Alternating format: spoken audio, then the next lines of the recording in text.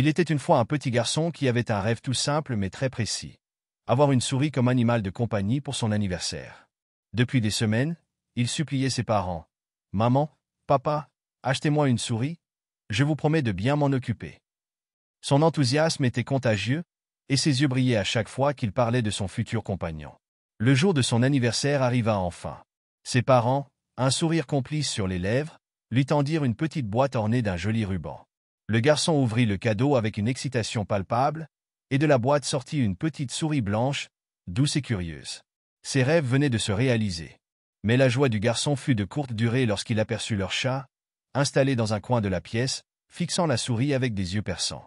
Une montée d'inquiétude envahit le garçon.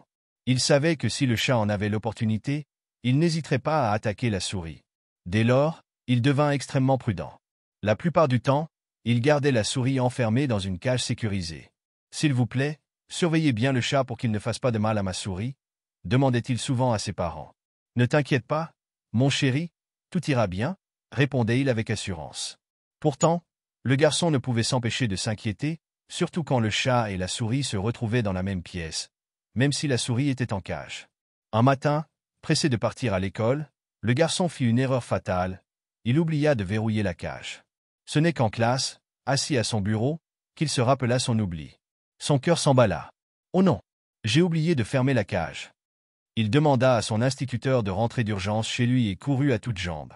En arrivant, une scène de chaos l'accueillit, des coussins éventrés, des meubles renversés, des rideaux déchirés.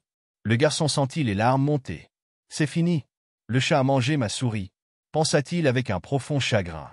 Mais soudain, un faible miaulement attira son attention. Il leva les yeux vers le toit et aperçut une scène qu'il n'oublierait jamais. Le chat et la souris étaient blottis l'un contre l'autre, paisibles et heureux. Ils semblaient avoir formé un lien improbable. Le garçon resta immobile, abasourdi. Il comprit alors que tout ce qu'il avait interprété comme de l'agressivité était en fait de la curiosité. Le chat ne voulait pas faire de mal à la souris, il voulait simplement se rapprocher d'elle. Et la souris, malgré sa fragilité apparente, n'avait pas peur du chat. Ensemble, ils avaient trouvé une manière de coexister, défiant toutes les attentes et conventions. Dès ce jour, le garçon ne garda plus la souris en cage. Il observait avec émerveillement le chat et la souris jouer ensemble, partager des moments de tendresse, et créer une amitié unique qui inspirait tout le monde autour d'eux. Mais cette amitié ne fut pas sans embûches. La souris, naturellement nerveuse, dut s'habituer à l'énergie souvent exubérante du chat. Quant au chat, il dut apprendre à canaliser son instinct de chasseur pour ne pas effrayer son nouveau compagnon. Avec le temps, les deux animaux trouvèrent un équilibre. La souris partageait parfois sa nourriture avec le chat, qui, en retour, la protégeait des prédateurs extérieurs comme les oiseaux ou les insectes. Leur relation devint un exemple d'harmonie improbable. Un jour, les parents du garçon organisèrent une fête à la maison et invitèrent des amis de la famille. Tout le monde était stupéfait de voir le chat et la souris jouer ensemble dans le salon.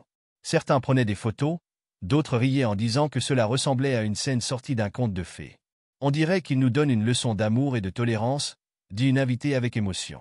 Le garçon comprit alors que cette amitié exceptionnelle avait une signification plus profonde. Elle rappelait que, malgré les différences, même les êtres les plus opposés pouvaient trouver un terrain d'entente. Cette leçon marqua non seulement le garçon, mais aussi toutes les personnes qui eurent la chance d'assister à ce miracle du quotidien. Moralité. Parfois, ceux qui nous semblent être des ennemis naturels peuvent devenir les meilleurs des amis, à condition qu'on leur laisse une chance. L'amitié n'a pas de frontières, ni de règles. Elle est une leçon de tolérance, de compréhension et de respect.